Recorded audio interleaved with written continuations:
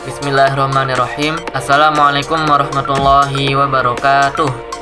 Halo semuanya, perkenalkan, nama saya Ahmad Noval Sarin. Saya mahasiswa STCB Angkatan 2018 dan saya mengambil jurusan akuntansi syariah di kampus saya. Video ini merupakan salah satu tugas saya yang diberikan oleh dosen dalam mata kuliah Ekonomi Makro Islam. Insya Allah, di video ini saya akan sedikit banyak menjelaskan tentang bagaimana keseimbangan ISLM bisa terbentuk. Namun sebelum itu, saya mohon maaf jika dalam penyampaian terdapat banyak kekurangan, karena saya juga masih dalam tahap proses belajar. Oke, langsung saja kita bahas materi ini secara bertahap, dimulai dari pendahuluan terlebih dahulu. Teori-teori ekonomi makro sintesis klasik Keynesian memadukan ide-ide aliran pemikiran klasik dengan Keynes. Teori-teori tersebut amat banyak dan bervariasi. Salah satu sintesis yang paling terkenal dan banyak digunakan sebagai alat analisis adalah model ISLM. Model tersebut menjelaskan bahwa kondisi keseimbangan ekonomi akan tercapai bila pasar barang jasa dan pasar uang secara simultan berada dalam keseimbangan. Tujuan dari model ini adalah untuk menunjukkan apa yang menentukan pendapatan nasional pada berbagai tingkat harga. Model ISLM ini dapat dipandang sebagai yang pertama, model yang menunjukkan apa yang menyebabkan pendapatan berubah dalam jangka pendek ketika tingkat harga tetap.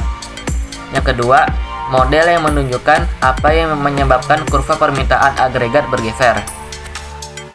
Selanjutnya, kurva IS.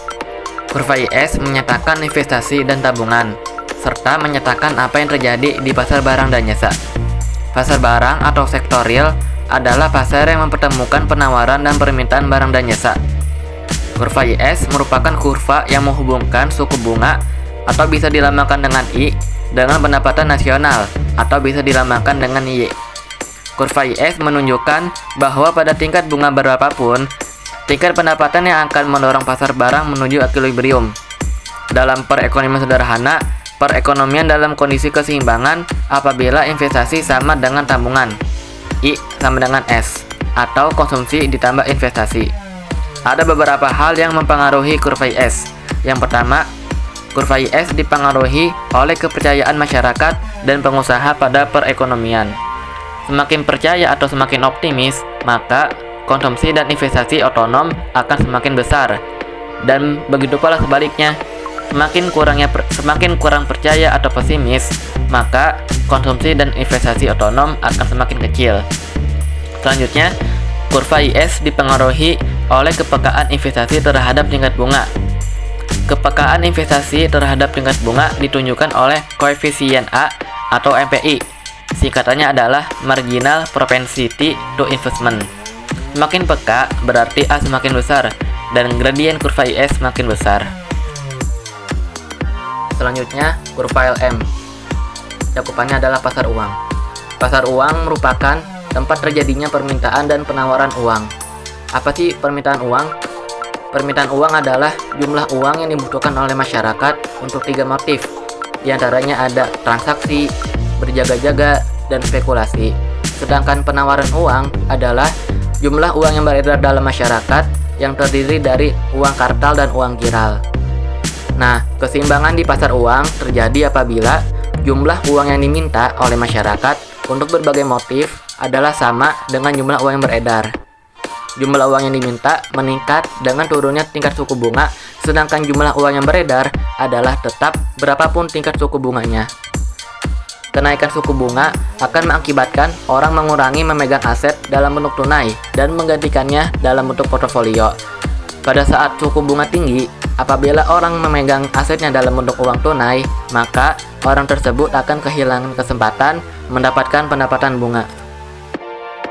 Selanjutnya, keseimbangan antara kurva IS dan kurva LM. Keseimbangan terjadi saat besarnya pendapatan nasional atau Y dan tingkat suku bunga atau I mencerminkan tingkat pendapatan nasional dan tingkat suku bunga keseimbangan, baik di pasar barang maupun di pasar uang. Secara grafis tercapai pada saat perpotongan antara kurva IS dan LM.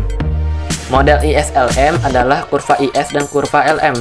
IS merupakan investment dan saving, IS merupakan investment dan saving, dan LM adalah liquidity dan money. Karena mempengaruhi investasi dan permintaan uang, tingkat bunga merupakan variabel yang menghubungkan kedua bagian dari model IS dan model LM. Interaksi di antara pasar-pasar tersebut menentukan posisi serta kemiringan kurva permintaan agregat. Selanjutnya kita masuk ke contoh soal. Di sini tertera bahwa persamaan kurva IS itu adalah Y sama dengan 1750 dikurang 20I. Sedangkan persamaan kurva LM itu adalah Y sama dengan 1100 ditambah 2000I. Yang ditanya adalah tentukan keseimbangan umum di pasar uang dan pasar barang. Maka cara jawabnya adalah kita masukkan persamaan IS dan LM.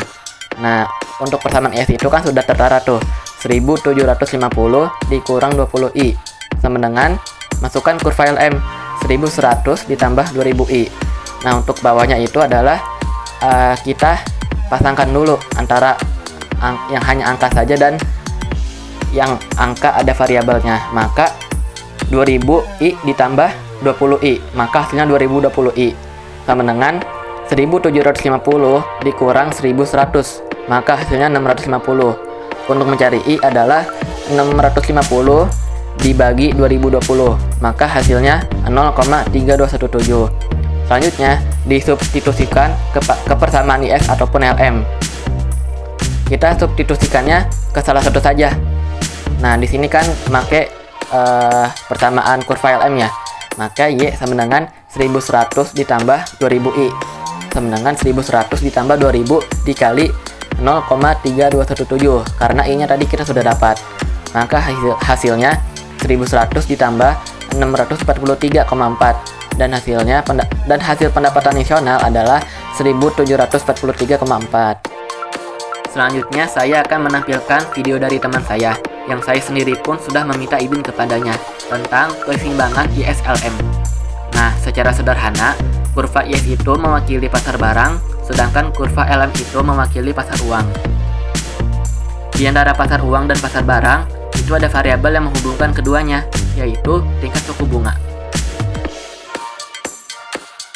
Keseimbangan ISLM menentukan tingkat pendapatan nasional dan tingkat suku bunga.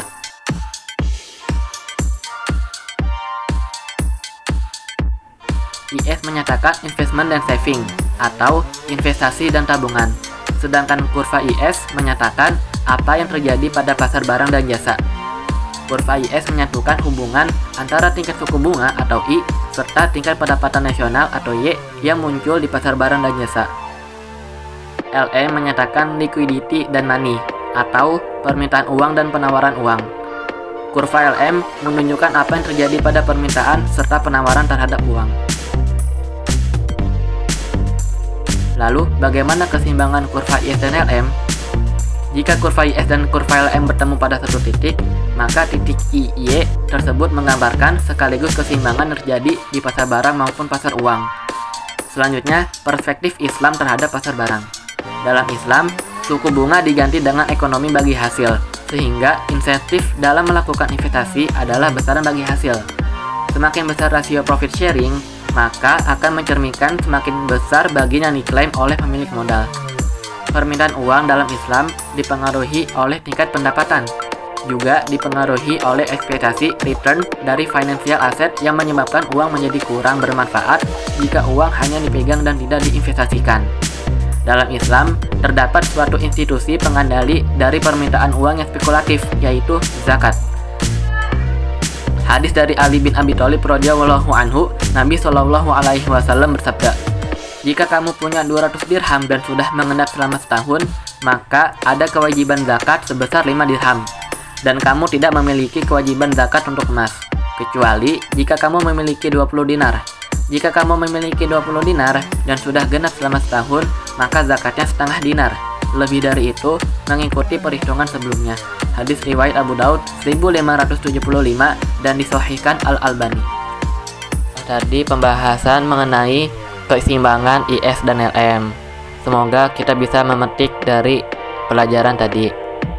Baik, saya pamit undur diri. Kurang lebihnya mohon maaf. Wassalamualaikum warahmatullahi wabarakatuh.